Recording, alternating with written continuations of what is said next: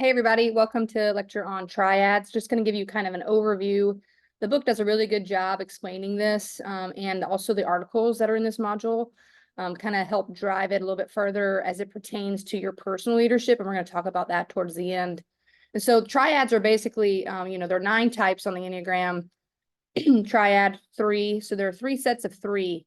And the triad speaks to, how you relate to your emotions and a particular emotion for each of the triads as well. And so basically, this is how we go about life, experiencing life. We have one dominant emotion, and we're going to learn what those 3 are. But we experience life either through our head, our heart, and our gut. Makes me think about my 4th grade teacher, Miss Fitzgerald, who said, "Go with your gut, trust your gut."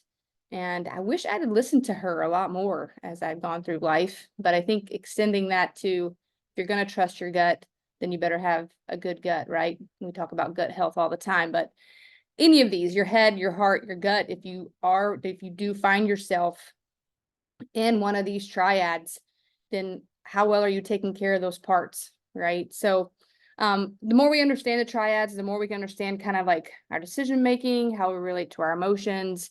And this class is about your self-leadership, and at the root of that is self-awareness. So it also kind of helps us start to understand ourselves a bit more. And I've probably said this, but the Enneagram to me, more than Myers-Briggs, Strengths Finders, DISC, colors, thinking of all these different assessments, it is the one that has really just held up the mirror to me, and you can't escape it. So understanding, yes, there are 3, and each are different, and different is different. Different isn't better or worse, right? But they just help us understand ourselves and each other a little bit better. So what are the 3? Well, the first one is the heart or the feeling triad. Okay, I know they have a bunch of different names. And so what I would suggest for you is to pick the one that makes the most sense, that like helps you understand the triads the best, and just go with it. So that's heart. Go ahead if that's feeling. I like heart because it just kind of helps me keep everything straight a little bit. So this is types 2, 3, and 4. You can see on the graphic over here. Their dominant emotion is shame. I live in this triad as a 3. So, everyone you'll see in the triad, you have this dominant emotion, but each of the types experience that emotion differently. So for the 2, it focuses on other people's feelings that they have about themselves, that they have on the 2. 3 can't recognize their own feelings and has to really work hard to be in touch with those. And 4 focuses inwardly on their own, right? So they relate to life from the heart.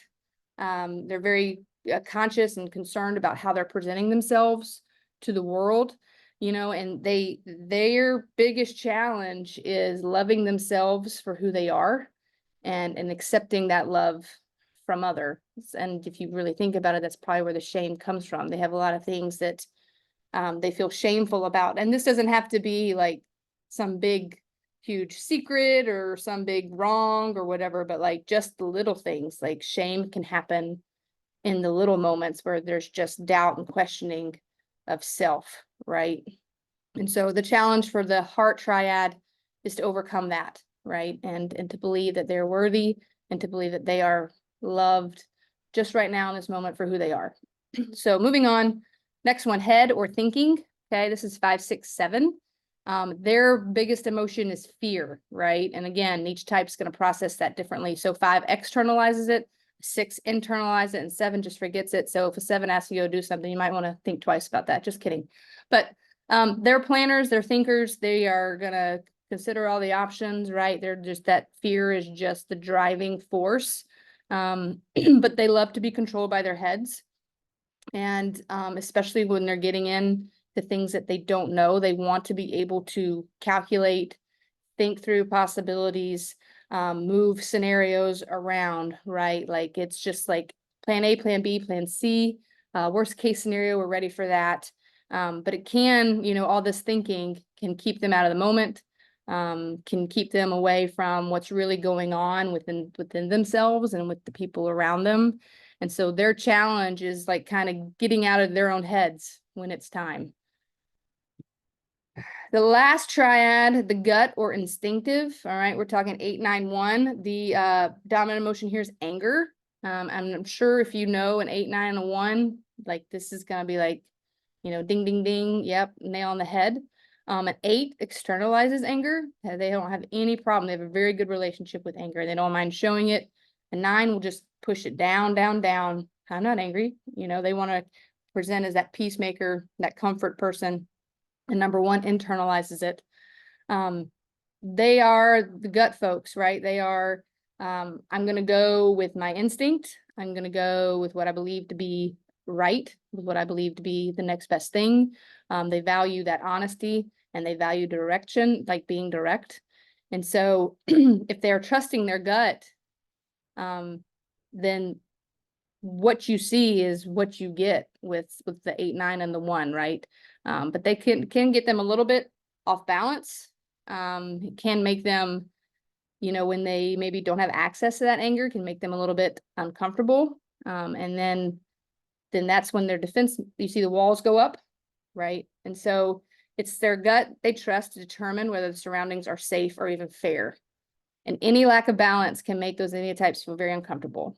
So if their gut's telling them, like if warning signs are going off around them, like, no, there's something off here, like an 8 would probably interpret that as betrayal, right? A 9 would interpret that just danger, danger, shut down, right?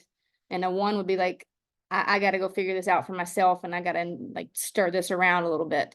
So you see those walls start to go up. And so that should be a sign for you if you are interacting with an 8, 9, or a 1.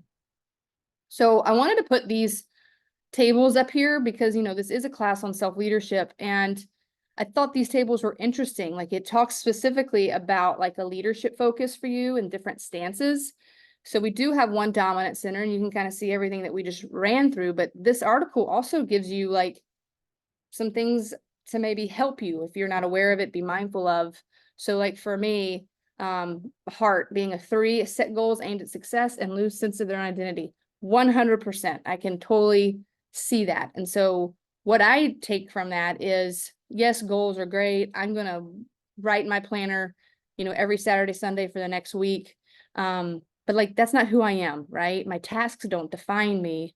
I am a person full of parts, right? Yes, I am a taskmaster, but I am also a really good friend and a good birthday party planner, right? I'm also a person who experiences an array of emotions, right? And a person who's just always trying to get better. And so I really like this table because I think it kind of challenges you a little bit on your personal leadership.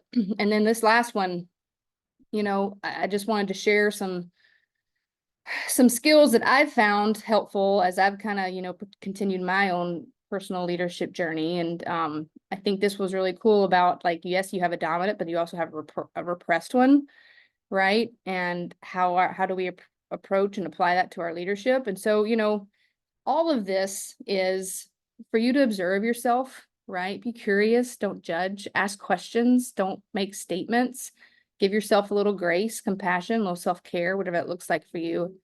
And then listen, after you've done that observing, listen to what comes back to you, whether that's, you know, you're someone who likes to pray, whether that's you're someone who likes to meditate, right? Or you just want to sit maybe with your coffee and look outside a window or something like that. But doing these things is what really allows the change to happen. You know, my favorite word is go.